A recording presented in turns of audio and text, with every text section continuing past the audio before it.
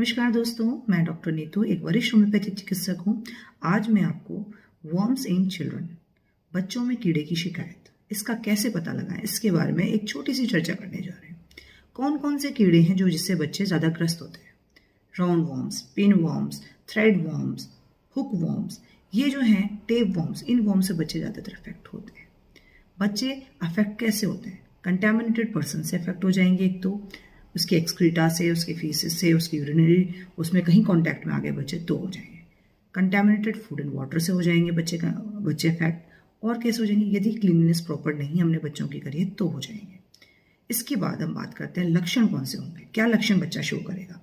बच्चे जो सबसे कॉमन जो लक्षण हमारे पास जो लेकर आते हैं पेरेंट्स की, भाई बच्चों में क्या लक्षण में कॉमन मिलते हैं? कॉमन लक्षण ये मिलते हैं कि बच्चे का वजन नहीं बढ़ रहा। डॉक्टर साहब, बच्चा मेरा अच्छा खा रहा है लेकिन वजन नहीं बढ़ रहा। अब वजन नहीं बढ़ रहा, उसका सबसे कॉमन कारण होता है बच्चों में कीड़े की प्रॉब्लम। तो उसको हम कैसे ठीक करें? इसके अलावा और हमें क्या लक्षण मिलेंगे? कभी कभी ऐसा होता है कि बच्चों में लक्षण भी नहीं मिलते हैं और बच्चा अफेक्ट हो रखा होता है कीड़ों से। लेकिन अब लक्षण मिलेंगे तो कौन से मिलेंगे? पहला तो हमने बात की कि वजन, एक तो वजन उसका बढ़ेगा नहीं, बिल्कुल भी वजन उसका प्रॉपर नहीं बढ़ेगा जिस हिसाब से उसका बढ़ना चाहिए। चिड़चिड़ापन बच्चे में बहुत ज्यादा रहेगा। बच्चे में पेट दर्द की शिकायत रहेगी। बच्चा एनल रीजन को, अपने यूरिनरी पार्ट्स को, अपने जेनिटल्स को बहुत ज़्यादा इचिंग करेगा, बहुत ज़्यादा खुजली करेगा। रात को उसको इचिंग इतनी ज़्यादा होगी कि उसकी स्लीप भी डिस्टर्ब्ड होगी। ठीक है, और क्या होगा और क्या हो सकते हैं, और क्या दिक्कतें हैं? इसके अलावा बच्चों को कन्वर्जन्स भी आ जाते हैं। यदि बहुत ज़्यादा इफेक्ट है तो कन्वर्जन्स भी आ जाते हैं। बच्चों के कभी कभी स्टूल में ब्लड पास हो जाता है जिसकी वजह से एनीमिक भी हो जाते हैं बच्चे। इसके अलावा और क्या है जो है, बच्चों की मेंटल इरिटेबिलिटी की वजह से बच्चों का पढ़ने लिखने में ध्यान नहीं लगता है। उसमें वो ताकत नहीं रहती है, उसमें वो इन्फेक्शंस की और इन्फेक्शंस के लिए वो ससेप्टेबल हो जाता है क्योंकि बॉडी उसकी वीक हो रखी है। एक तरीके से बहुत बॉडी वॉर्म से इफेक्ट हो रखी है, तो बच्चा और चीज़ों के लिए भी बहुत ईजिली प्रोन हो जाएगा। अब हमें करना क्या है कि बच्चों में जब इन्फेक्शन हो जाएगा तो हमें करना क्या है? इन्वेस्टिगेशंस क्या क्या करवाते हैं हम लोग? एक तो हम लोग कंप्लीट ब्लड काउंट करवाएंगे जिससे हमें एनीमिया की पता चलेगा कि एनीमिया तो नहीं है बच्चे को, खून की कमी तो नहीं है बच्चे में। दूसरी चीज, हम स्टूल एंड यूरिन के सैंपल, रूटीन और माइक्रोस्कोपिक वो जांचें करवाएंगे। इसके अलावा क्या करवाएंगे? इसके अलावा हम अल्ट्रासोनोग्राफी भी करवा सकते हैं। अब हमें करना क्या है? मैनेजमेंट कैसे करते हैं? कोई भी डिजीज होती है उसकी दो तरीके की मैनेजमेंट होती है। एक होती है जनरल मैनेजमेंट, एक होती है मेडिसिनल मैनेजमेंट। जनरल मैनेजमेंट हम कैसे करेंगे? जनरल मैनेजमेंट में हमें साफ सफाई का बहुत ज़्यादा ध्यान रखना है। बच्चे को कंटामिनेटेड नहीं होने देना है। अब छोटे बच्चों को नैपी चेंज करेंगे तो नैपी क्लीन होगी, उसको नैपी चेंज कर सकते, अपने हैंड सैनिटाइज करेंगे। बच्चे को कपड़े क्लीन रखेंगे, उसके बेडिंग चेंज करेंगे रेगुलरली, और उसको फूड एंड वाटर कंटामिनेटेड नहीं होने देंगे किसी भी तरीके से। उसको स्लीपर्स पहनने के लिए मोटिवेट करेंगे उसको।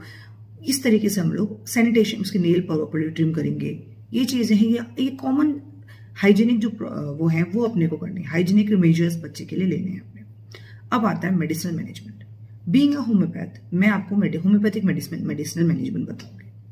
अब सबसे पहले थोड़ी बात होम्योपैथी के बारे में बात। होम्योपैथिक मेडिसिन बहुत ही ऐसी मेडिसिन हैं जिनमें बिल्कुल भी साइड इफेक्ट नहीं है। होम्योपैथिक मेडिसिन बच्चा इजीली ले सकता है, बच्चे को इसको लेने में कोई दिक्कत नहीं आती क्योंकि ये इनका टेस्ट बहुत स्वीट होता है, ये कड़वी नहीं होती, बच्चे को लेने में कोई दिक्कत नहीं आती। इसका कोई साइड इफेक्ट नहीं है। इसको बच्चा एक दिन के पैदा हुए बच्चे से लेके आराम से बड़ा बच्चा ले सकता है। अब कौन कौन सी मेडिसिन हम होम्योपैथी में बच्चों को कीड़े की शिकायत होगी तो देंगे? सबसे कॉमन मेडिसिन जो हम देते हैं वो है सिना।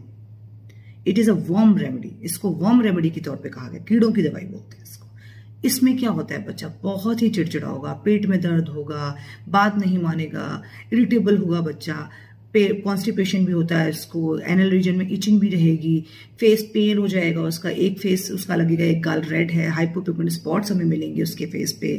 ठीक है, खाना स्वीट्स की डिजायर ज्यादा करेगा, चिड़चिड़ापन रहेगा, गोदी में भी उठाएगी माँ उसको तो भी वो चुप नहीं होगा, और उसका वजन भी नहीं बढ़ रहा है। ऐसे बच्चों को हम सिना देते हैं। सिना बहुत अच्छी मेडिसिन है। और कौन सी मेडिसिन देते हैं? सिना के अलावा हम सल्फर दे सकते हैं। सल्फर में भी होता है, रेडनेस होती है, बहुत ज्यादा इचिंग होती है, बहुत ज्यादा इतनी इचिंग होती है, खुजलता जाएगा लेकिन उसकी खुजली में आराम नहीं मिलेगा।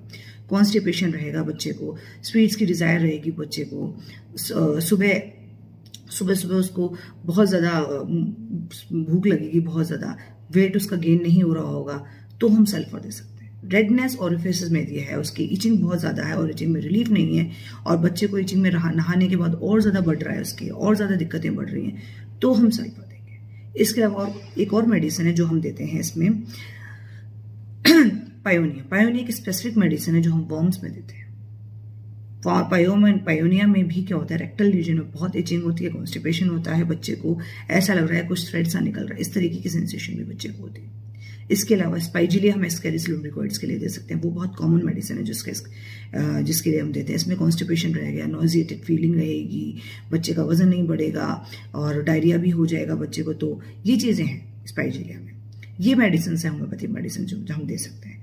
लेकिन अब इसके अलावा हम लोग और क्या करें, होम्योपैथिक मेडिसिन कैसे लें, किससे लें, कहाँ से लें? होम्योपैथिक मेडिसिन अपने को किसी भी रजिस्टर्ड होम्योपैथिक प्रैक्टिशनर से लेनी है। सेल्फ मेडिकेशन कभी भी नहीं करना है। यदि कोई भी होम्योपैथिक मेडिसिन आप लेंगे, किसी भी पैथी की मेडिसिन लेंगे, यदि आप एक रजिस्टर्ड प्रैक्टिशनर से लेंगे तो आपको उसका अच्छे से उसका लाभ मिलेगा उसको, क्योंकि उनको पता है कि कौन सी मेडिसिन कब देनी है। सेल्फ मेडिकेशन से हमेशा हार्मफुल इफेक्ट्स आते हैं। अपने को ये नहीं, या तो हार्मफुल इफेक्ट्स आएंगे या आपको कोई इफेक्ट ही नहीं आएगा। तो अपने को हमेशा कोई भी मेडिसिन लेनी है, कितनी लेनी है, कैसे उसको रिपीट करना है, वो एक रजिस्टर्ड होम्योपैथिक प्रैक्टिशनर या रजिस्टर्ड प्रैक्टिशनर ही आपको बता पाएगा। इसके बारे में यदि आपको इस तरीके की कोई समस्या है तो आप मेरे को आके क्लिनिक पे विजिट कर सकते हैं। मैं अपना कॉन्टैक्ट नंबर मेरा नीचे फ्लैश होता रहेगा, आप उस पर आप मेरे को कॉल करके आप ऑनलाइन अपॉइंटमेंट, मेरे से अपॉइंटमेंट फिक्स करके मुझसे इस बारे में ट्रीटमेंट ले सकते हैं। Thank you so much.